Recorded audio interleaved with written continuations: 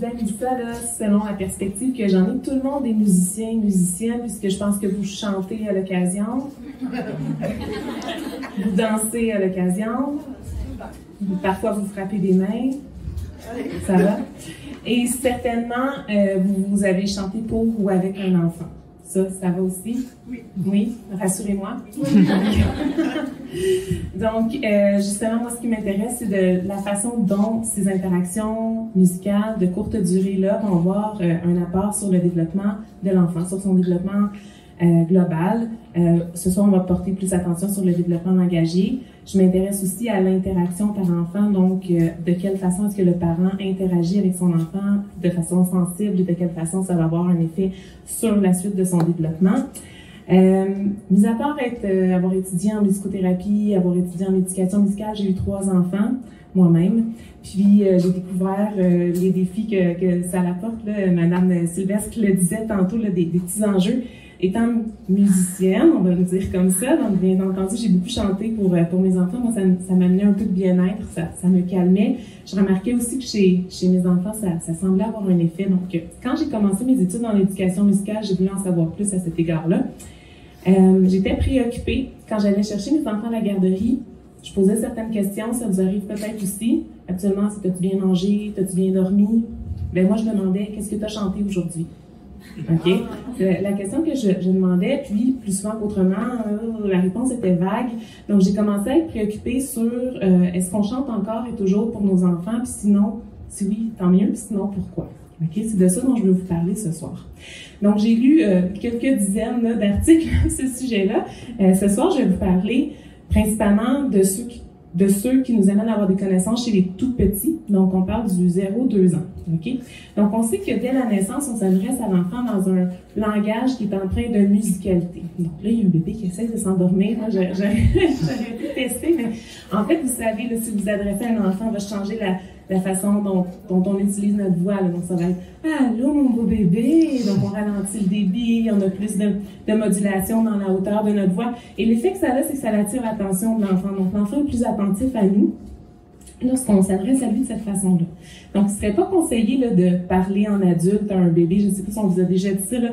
C'est normal, ça se fait de façon instinctive. Puis après, on va utiliser les chansons, les berceuses, les comptines pour interagir avec bébé. Les jeux de main, les cachets coucou, les petits galops. Ça va? On est toujours ensemble? Donc, on fait ça naturellement, habituellement, des fois de façon plus ou moins sensible. Ça, je tiens à le dire. Là, les petits galops, les cachets coucou, ça peut faire peur.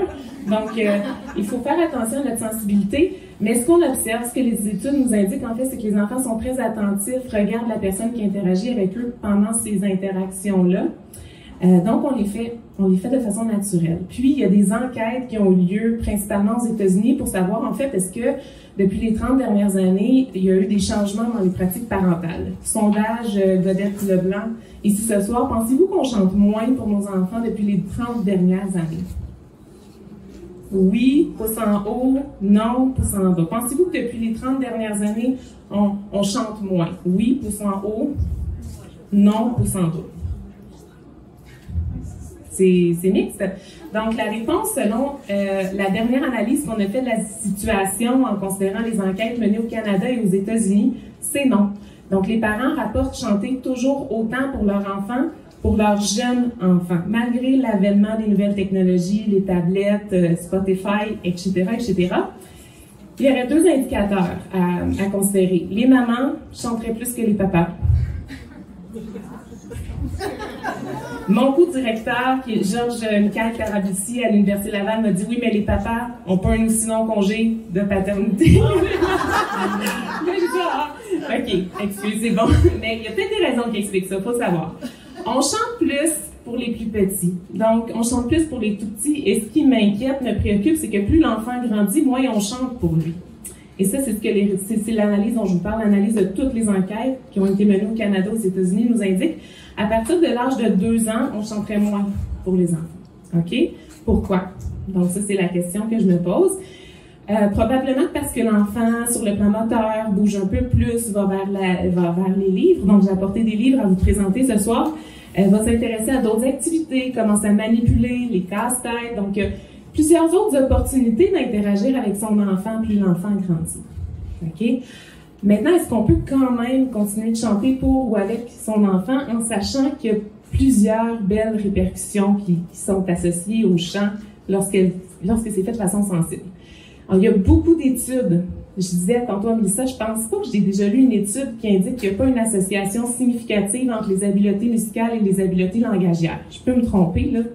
Mais il y a beaucoup d'études qui indiquent que lorsqu'on développe des habiletés musicales, on développe aussi ses habiletés langagières. Donc, bien sûr, on veut mettre en place ce qu'on peut pour que l'enfant développe naturellement ses habiletés musicales et langagières. Donc, chanter, ça fait partie de ce qu'on peut faire qui est gratuit.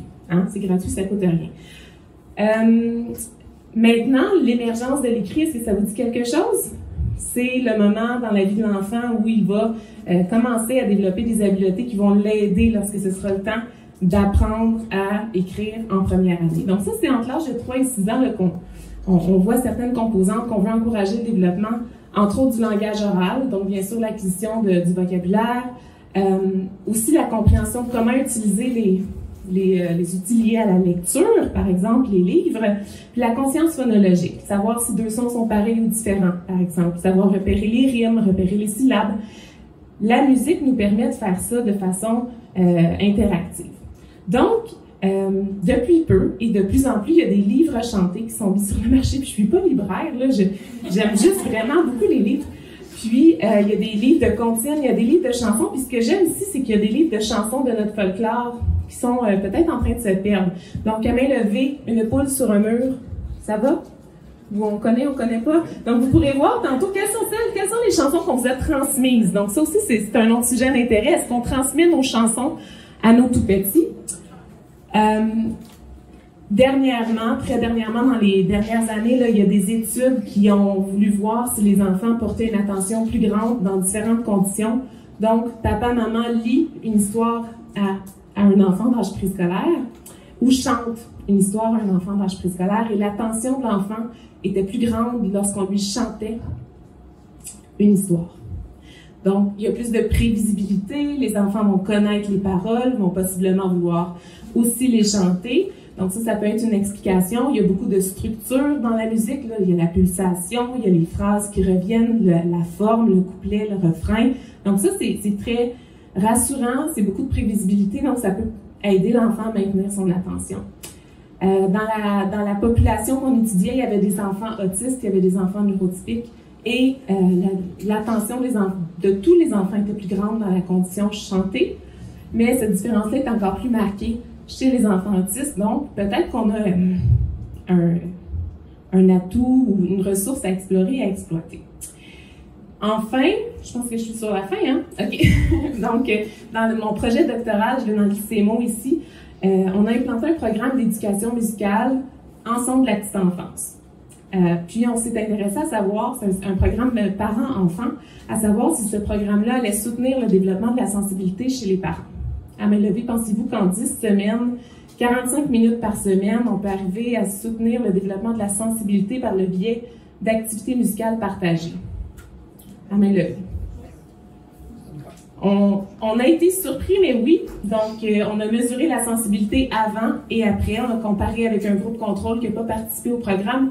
Effectivement, après 10 semaines d'activité musicale en groupe, avec toutes les ressources pour être reproduites à la maison, on a vu une amélioration de la sensibilité. Pour faire du pouce sur la présentation de Mme Sylvestre, plutôt les interactions seraient un facteur à considérer pour le développement langagier. Donc, je terminerai là-dessus, peut-être une réflexion à avoir. Si on peut enrichir l'environnement de l'enfant, si on peut lui proposer de participer à ce type de programme dans un milieu communautaire où il n'y a pas de frais, par exemple, où il n'y a pas de coûts, je pense que c'est intéressant de voir qu'est-ce que ça peut avoir comme apport sur le développement langagier. Et c'est un des domaines que j'aimerais étudier éventuellement. Donc, à suivre pour un prochain Jazz Café, Mélissa. Merci.